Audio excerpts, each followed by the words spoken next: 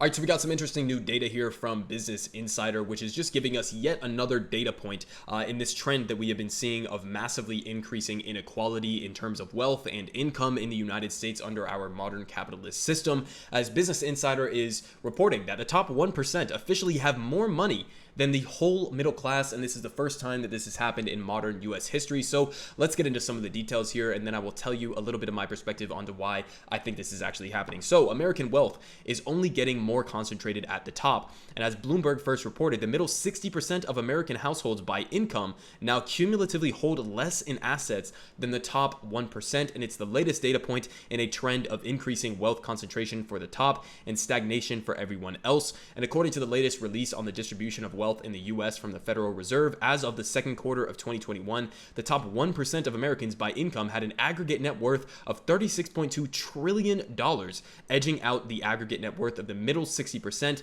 of $35.7 trillion, and that's the first time the total wealth of the top 1% has been higher than the middle 60% since the Federal Reserve began tracking this data in 1989. 1989, a particularly noteworthy year there, maybe because it's at the end of the Reagan administration, after Reagan had implemented sweeping neoliberal austerity measures that continued for really decades and decades across Democratic and Republican administrations. That has led to the situation that is outlined in this graph. And I'm going to give you another graph here that I think is going to be pretty important in this discussion in a little bit here, but this graph is also pretty revealing. Okay, you see here, it's in and of itself ridiculous to look at a map like this and see that the top 1%'s wealth has been even basically keeping track with the middle 60%. Okay, we are talking about trillions and trillions of dollars in wealth that is being held by this tiny fraction of the top 1% that is even keeping pace. The fact that that's keeping pace with the middle 60% of the country is in and of itself ridiculous, because you're talking about a tiny fraction that sits at the top of this entire bracket system,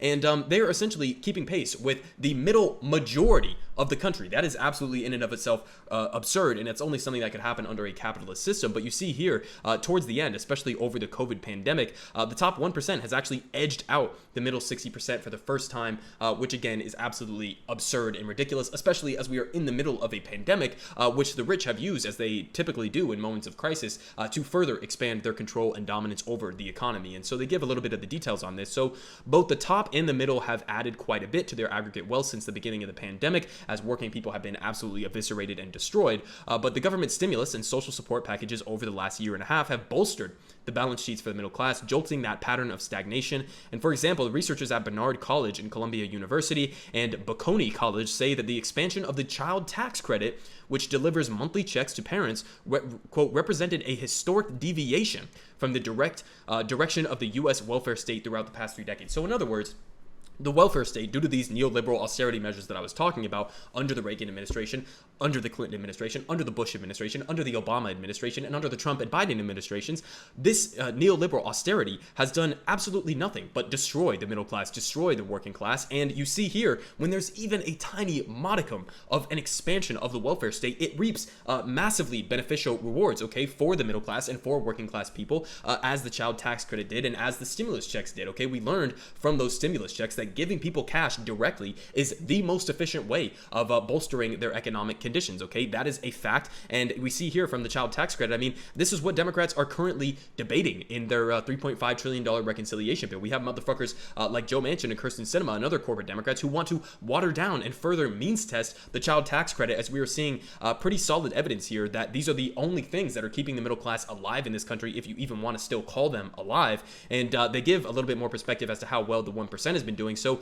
at the same time, during the pandemic, stock markets have been on a wild tear after their initial dip last March, greatly adding to the wealth of those at the top. In the 2020, the top 1% of Americans added around $4 trillion to their wealth, more than the total amount of wealth that the bottom 50% of Americans held that year. That is just a mind-blowing statistic that we are hearing here, okay? $4 trillion added in wealth during the pandemic, which is more than the bottom half of the country even holds at all. I mean, it's just completely ridiculous. You got a handful of people who are sitting at the top of this ridiculous, economically stratified system, where people at the bottom 50%, we're not even talking about the top 1% versus the bottom 1% and seeing a massive disparity. We're talking about a massive disparity between the top 1% and the bottom half of the country, or even the bottom 60% of the country, which they are considering the middle 60%. So it's just completely ridiculous and obviously unsustainable. But they continue. Since the pandemic began, American billionaires added $1.8 trillion to their collective net worths, according to a report from the left-leaning Institute for Policy Studies and Americans for Tax Fairness. So billionaires alone adding half of that, $1.8 trillion to their wealth. It's completely absurd, completely disgusting and ridiculous, but this is what a capitalist economic structure will get you, okay? This is the inevitable result. And so just to give you a little bit more perspective with some other useful graphs here, okay? If I could describe why this situation of inequality has become the way that it has in our current capitalist structure of our system here, this would be it. If I could just use one graph to exemplify this. So as union membership declines, income inequality increases. And since that year, which is why I soloed out this year, 1989, is important, is because a lot of these neoliberal measures, not just austerity, but also busting unions, right, and completely eviscerating any union membership that we had in this country. If you see here, you see the timeline. It's not complicated, okay? You see here from the 1920s, after the Great Depression, you see a massive skyrocketing of union membership. And what happens? Well, the share of the income going to the top 10% also goes down. And you see here, union membership going up. So basically, it is a direct correlation. And if you follow this along, this direct correlation continues, okay? There is a direct correlation between increasing union membership or decreasing union membership and how much income is going to be going to the top 1%. So you see here, I mean, they really start to split off in the 1970s and the 1980s, and then it gets even more dramatic in the 2000s under, again, the successive presidencies of Democrats and Republicans who basically carried on the Reagan idea of trickle-down economics, at least to some degree. And you see why these two graphs have completely split off in this part, okay? There's a direct correlation between collective worker action and how much income they are going to be taking home. It's not complicated, okay?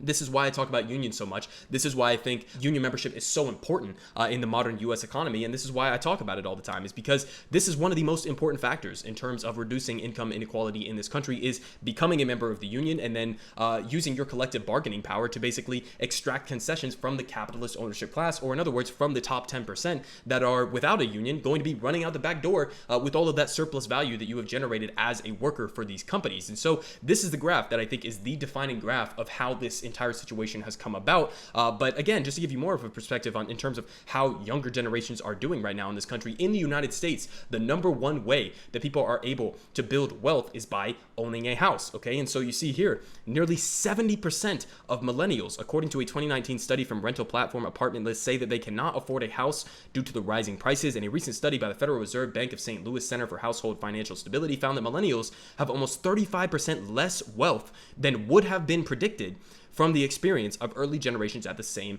ages. So it's not just the fact that millennials are like younger and so therefore they don't have access to housing or anything. It's because of the dramatic increase in housing prices, dramatic decrease in union membership, which has led to a decrease in overall income for these people, that millennials basically cannot even participate in the main way that Americans are able to build wealth, by owning a house. And you see it here borne out in the data. But again, that's not surprising when you understand graphs like this. And just to give you yet another reminder of this ridiculous story from a while back now, the top 1% of Americans have taken nearly $50 trillion from the bottom 90%, and that's made the U.S. less secure. So basically, what this Time article was pointing out is exactly what the rest of these articles have been pointing out, which is that over the last number of decades, specifically since the Reagan and the Nixon administrations, the United States has been embarking on this entire journey of neoliberal austerity measures where you gut the social safety net, or at least in the case of Democrats, even in a modern sense, you don't expand or nearly touch the levels of expansion of the social welfare state that FDR embarked on in the 1940s after the Great Depression.